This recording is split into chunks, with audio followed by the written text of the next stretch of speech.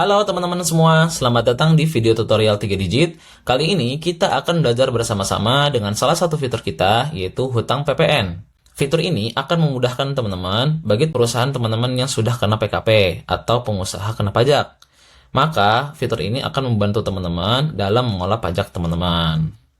Untuk fiturnya, teman-teman bisa masuk ke transaksi lain yang ada di sidebar sini dan teman-teman bisa scroll sedikit dan ya di sini kita sudah menemukan menu hutang PPN dan teman-teman bisa klik.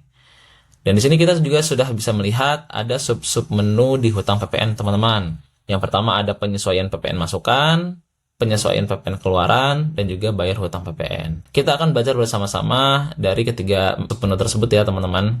Yang pertama ada penyesuaian PPN masukan, kita bisa masuk teman-teman ke menunya. Dan di sini kita sudah masuk di halaman riwayat penyesuaian PPN masukan. Selanjutnya, ketika kita ingin menambahkan pembukuan penyesuaian PPN masukan ini, kita bisa klik button tambah pembukuan yang ada di sini teman-teman. Dan teman-teman juga bisa pilih penyesuaian PPN masukan. Nah, di sini nantinya kita akan diarahkan ke buat transaksi penyesuaian PPN masukan. Jadi teman-teman, fitur penyesuaian PPN masukan ini adalah fitur yang mencatat koreksi atau penyesuaian PPN dari segala transaksi pembelian teman-teman yang kena pajak atau yang kena PPN. Di sini kita akan simulasikan penyesuaian PPN masukan di bulan Agustus ya teman-teman. Oke, kita masuk saja teman-teman. Kita pilih siapa yang mencatat transaksi ini. Teman-teman bisa klik sesuai dengan yang ingin teman-teman masukkan. Setelah itu, teman-teman bisa memilih tanggal transaksinya.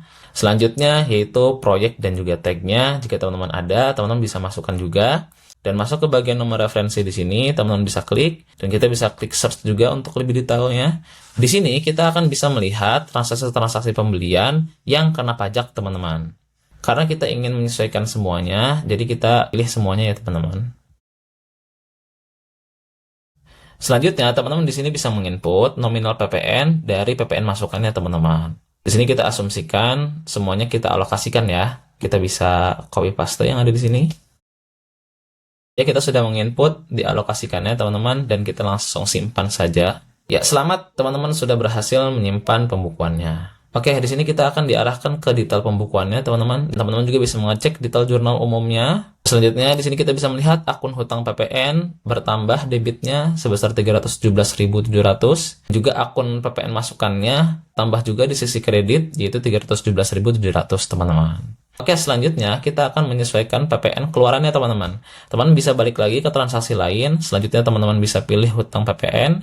Dan di sini kita bisa melihat penyesuaian PPN keluaran. Selanjutnya kita akan diarahkan ke halaman riwayat penyesuaian PPN keluaran. Dan jika teman-teman ingin menambahkan pembukuannya, teman-teman bisa klik button tambah pembukuan yang ada di sini. Selanjutnya teman-teman bisa pilih penyesuaian PPN keluaran.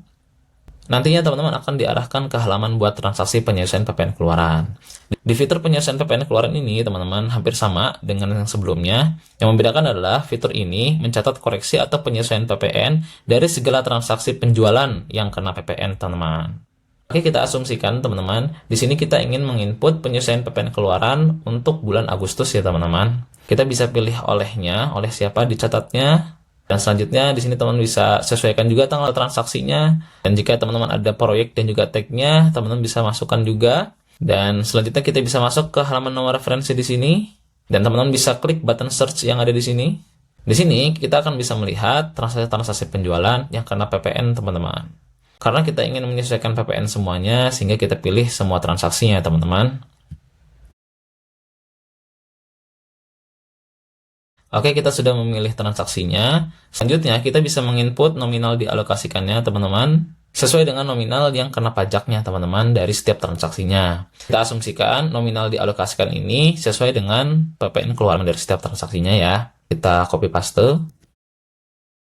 Oke, kita sudah menginput nominal dialokasikannya, teman-teman. Di sini kita bisa melihat total penyesuaian PPN keluarannya, yaitu sebesar 1.070.412 ya, teman-teman. Selanjutnya kita simpan pembukuannya. Ya, selamat, kita sudah bisa menyimpan pembukuannya, teman-teman. Oke, selanjutnya kita diarahkan ke halaman detail pembukuan. Di sini teman-teman juga bisa melihat detail jurnal umumnya. Di sini akun hutang PPN bertambah kreditnya sebesar 1.070.412, teman-teman. Dan juga PPN keluaran juga bertambah debitnya sebesar 1.070.412, teman-teman. Oke, kita kembali. Selanjutnya tugas kita adalah mencatat pembayaran hutang PPN, teman-teman. Ya, langsung saja teman-teman kita ke halaman bayar hutang PPN. Masuk lagi ke transaksi lain, setelah itu masuk lagi ke hutang PPN, dan di sini kita bisa melihat ada menu bayar hutang PPN dan kita bisa klik. Di sini kita akan diarahkan ke halaman riwayat bayar hutang PPN. Untuk menginput pembukuan bayar hutang PPN, teman-teman bisa klik button tambah pembukuan yang ada di sini, dan teman-teman bisa pilih bayar hutang PPN. Ya, selanjutnya kita akan diarahkan ke halaman buat transaksi bayar hutang PPN, teman-teman. Dan bayar hutang PPN ini terjadi ketika PPN keluaran itu lebih besar daripada PPN masukan, teman-teman. Untuk mengeceknya, teman-teman bisa masuk ke laporan neraca, teman-teman. Kita bisa masuk ke laporan, setelah itu kita pilih neraca. Selanjutnya kita akan diarahkan ke laporan neraca ini, teman-teman. Selanjutnya, kita bisa masuk ke hutang pajak, teman-teman. Di sini kita bisa melihat terdapat hutang PPN-nya, teman-teman, sebesar 752.712. Inilah nilai yang harus kita bayar hutang PPN-nya, teman-teman. Jadi kita bisa copy paste nilai ini. Selanjutnya kita balik lagi, teman-teman, ke halaman buat transaksi bayar hutang PPN. Oke, tadi kita sudah mengetahui nominal yang perlu kita bayar dari hutang PPN-nya, teman-teman.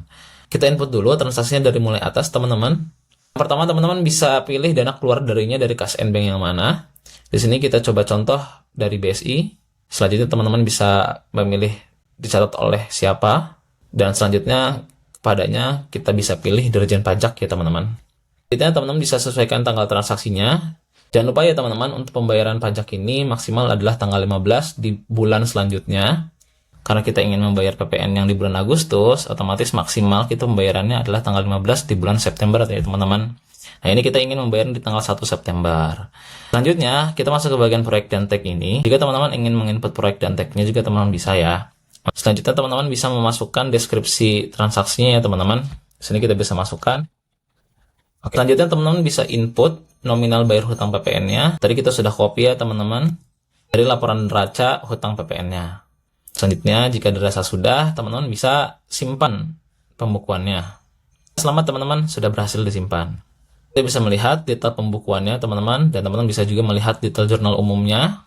Di sini pada akun BSI bertambah, teman-teman, pada sisi kredit, yaitu 752.718, dan juga hutang PPN-nya juga bertambah di sisi debit, besar 752.712.